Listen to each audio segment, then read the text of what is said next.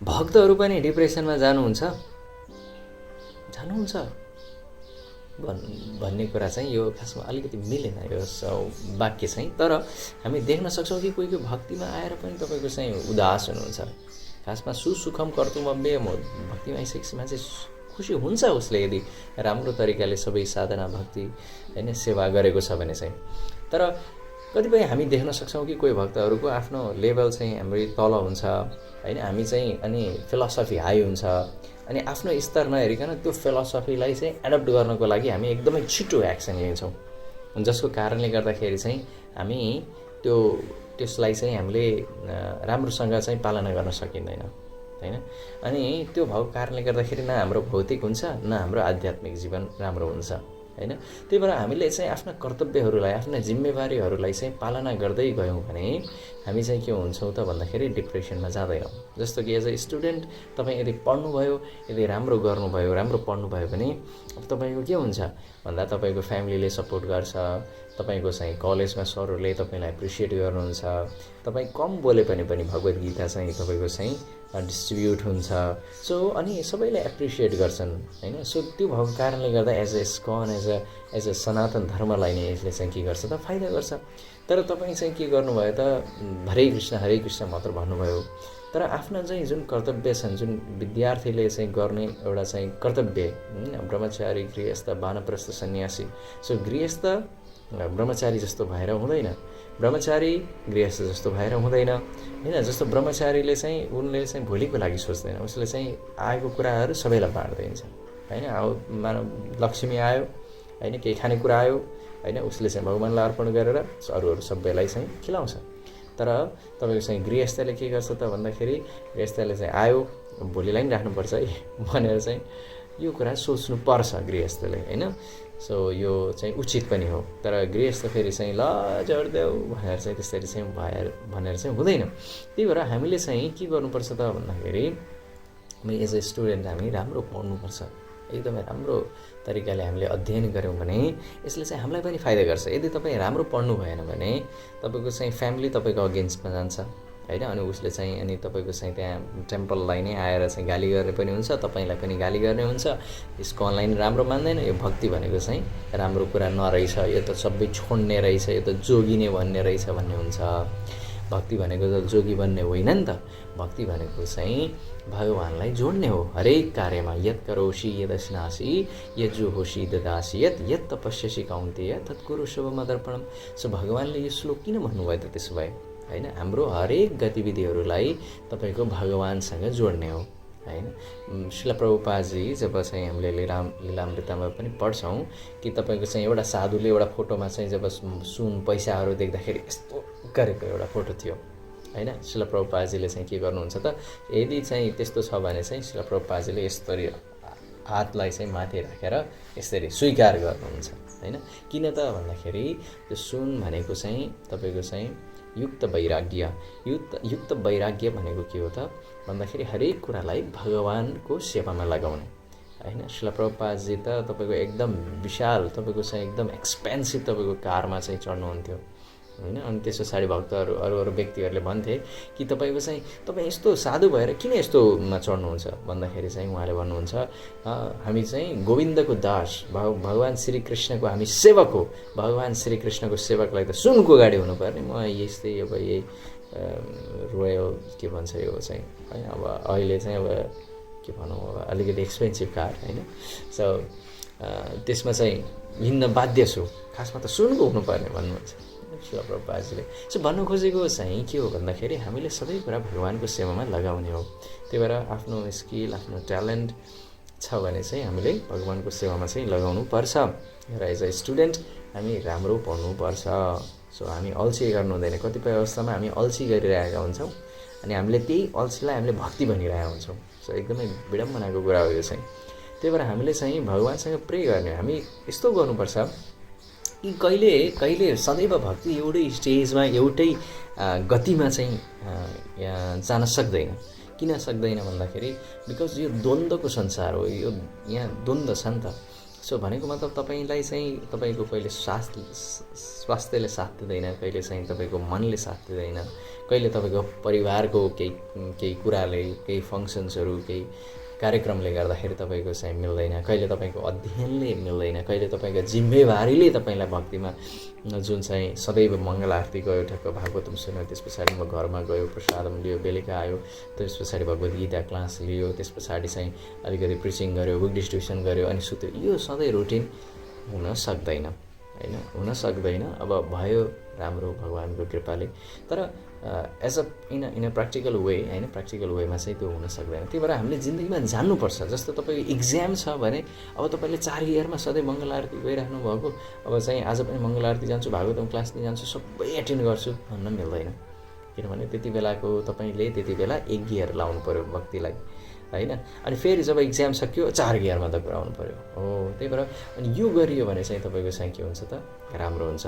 सदैव 4 गियरमै कुदाउन खोजियो हैन, सर्कमस्टान्सेस त्यस्तो छैन, समय त्यस्तो अनुकूल छैन, प्रतिकूल अवस्थामा पनि तपाईँले 4 गियरमा बाटो चाहिँ तपाईँको एकदमै खल्टाङ खुल्टुङ भइरहेको छ हैन, तपाईँको चाहिँ यता जबको प्रेसर छ, यता स्टडीको प्रेसर छ, तपाईँलाई विभिन्न टेन्सन छ, अनि तपाईँले चाहिँ त्यसरी कुदाउँछु भन्यो भने कहिलेकाहीँ नसकिन पनि सक्छ। त्यही भएर त्यस्तो अवस्थामा चाहिँ हामीले बुद्धि लगाउनुपर्छ र भगवानले पनि भन्नुहुन्छ ददामि बुद्धि योगम तम येन माम उपयन्ति ते, भगवानले पनि त भन्नुभएको छ नि त मैले बुद्धि दिन्छु भनेर हैन।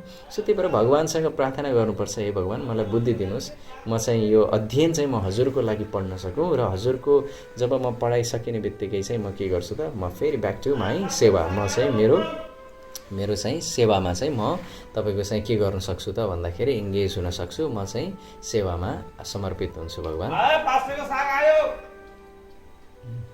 सो यसरी चाहिँ हामी भगवानको सेवामा चाहिँ हामी लाग्न सक्छौँ हैन।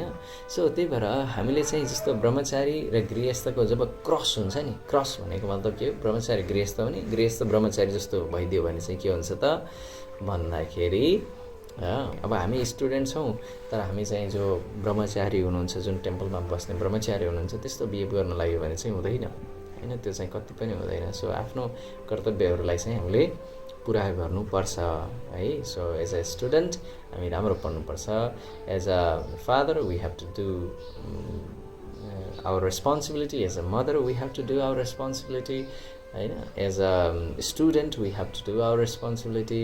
हामीले आफ्ना जिम्मेवारीबाट भाग्न सिकाएको हुँदैन भक्तिले हैन, ठुलो जिम्मेवारी लिन सिकाएको हुन्छ। हामी प्रचार भन्छौँ नि त हैन, हाम्रो उद्देश्य भनेको के हो, प्रचार हो हैन। So preaching is the sense भन्नुहुन्छ नि प्रभुपादजीले। तर तपाईँ यदि राम्रो पढ्नु भएन, सबैभन्दा तपाईँको निकटतम भनेको त तपाईँको फ्यामिली हो नि त हैन, तर तपाईँ राम्रो पढ्नु भएन भने चाहिँ तपाईँले अब अन्य कुरा गरेर पनि तपाईँको के फाइदा हुन्छ त, भएन नि त। किनभने तपाईँको घरकै तपाईँको चाहिँ विरोधमा भए, समाजकै तपाईँको चाहिँ अगेन्स्टमा भए कि यसले राम्रो नपढ्ने रहेछ, यो भक्ति भनेको चाहिँ यिनीहरू कसैले पनि तपाईँको चाहिँ मन्दिर पठाउँदैनन्, किनभने यस्तै हुन्छ, यो पनि यस्तै हुन्छ भनेर। सो त्यही भएर हामीले चाहिँ यो बुझ्नुपर्छ, आफूलाई चाहिँ भगवान तपाईँको हृदयमा हुनुहुन्छ हैन, भगवानले तपाईँको सबै कुराहरूलाई चाहिँ बुझ्नुहुन्छ र भगवानसँग प्रार्थना गर्ने हो हैन।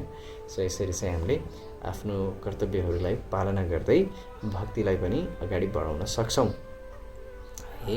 सो बिहानमा चाहिँ एटलिस्ट हामी चाहिँ च्यान्टिङलाई प्रायोरिटीमा राख्ने, च्यान्टिङ चाहिँ कहिले पनि छोड्नै भएन र बिहानमै गर्ने, यो चाहिँ एकदमै मस्ट गर्नु पर्यो। जुनसुकै बेला पनि यो गर्न सकिन्छ, त्यस्तो अप्ठ्यारो नहोला हैन। तर अन्य कुराहरू, अन्य चाहिँ क्रियाहरू जस्तो आफ्नो अध्ययन अथवा आफ्नो यात्रा होला अथवा आफ्नो विभिन्न कारणले गर्दाखेरि चाहिँ त्यो नहुन सक्छ। तर ब्याक जब सिचुएसन एकदमै फेभरेबल भयो, त्यस पछाडि हामी फेरि फुल एनर्जीका साथ लगाउनुपर्छ। जसरी कछुवाले भगवद्गीतामा पनि भन्नुभएको छ, जसरी चाहिँ विषय भोगका वस्तुहरू आउँदाखेरि चाहिँ आफ्नो इन्द्रियलाई चाहिँ कछुवाको भित्र राख्छ, जसरी चाहिँ कछुवाले, र जब चाहिँ अनुकूल सिचुएसन आउँदाखेरि चाहिँ उसले के गर्छ त, आफ्ना चाहिँ ती लेग्सहरू अन्य इन्द्रियहरूलाई चाहिँ के गर्छ त, फेरि खोल्छ।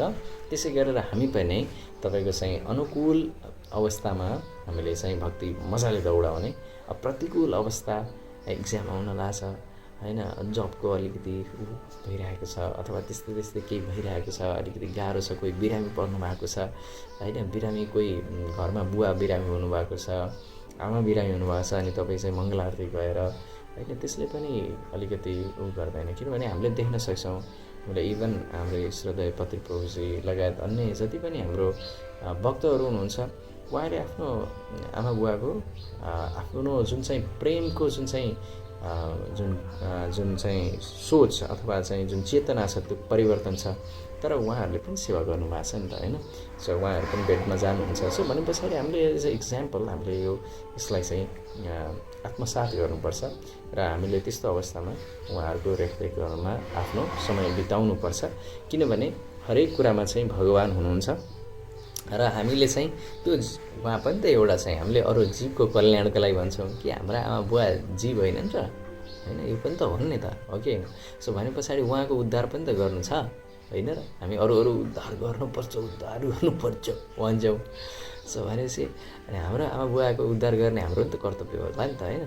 सो भने पछाडि एज अ ड्युटी त्यो समयमा हामीले फेरि अब उहाँलाई हस्पिटलमा बस्नु छ, हेर्नुपर्ने छ, रेखदेख गर्नुपर्ने छ, त्यस्तो भयो भने क्रिटिकल छ सिचुएसन भने त्यो पनि हामीले गर्नुपर्छ है।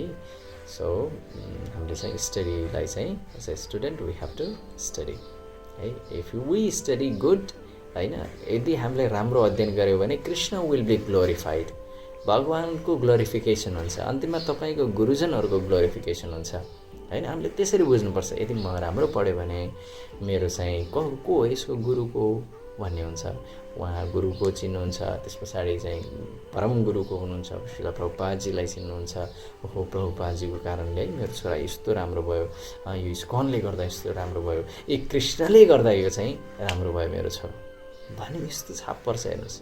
त्यही भएर अन्तिममा चाहिँ if you study good Krishna and Guru will be glorified. अनि त्यस पछाडि उहाँहरूले स्वीकार गर्नको लागि, भक्ति स्वीकार गर्नको लागि पनि सहज हुन्छ। सो यसरी चाहिँ हामीले के गर्नुपर्छ त भन्दाखेरि हामीले यो कुराहरूलाई लिन सक्छौँ है। सो अर्को कुरा चाहिँ के छ त भन्दाखेरि कैतव धर्म भनेको चाहिँ कस्तो हो भन्दाखेरि कर्तव्य गर्ने हैन, कर्तव्य गर्दै अनि भक्ति पनि गर्दै। र अर्को कुरा हुन्छ भागवत धर्म। यदि भागवत धर्म यदि त्यो लेभल पुगेको छ भने त केही भएन। हाम्रो चाहिँ यदि त्यस्तो चिन्तन छ, भगवान नै सर्वशक्तिमान हुनुहुन्छ, भगवानले मलाई हेर्नुहुन्छ, भगवानको सेवामा लाग्नुपर्छ, भगवानको यो भक्तिमय यो चाहिँ जुन चाहिँ सिद्धान्त छन्, यी सिद्धान्तहरूलाई अरूलाई बताउनुपर्छ भनेर लाग्नुभयो भने यस भगवानले सबै कुरा हेर्नुहुन्छ। तर त्यो विश्वास छैन, सरेन्डर छैन हैन, त्यो कुराप्रति हाम्रो चाहिँ गहिरो चिन्तन छैन, मनन छैन भने चाहिँ हामीले नक्कल गर्नु चाहिँ हुँदैन भन्ने कुरा चाहिँ हामीले यहाँबाट बुझ्न सक्छौँ।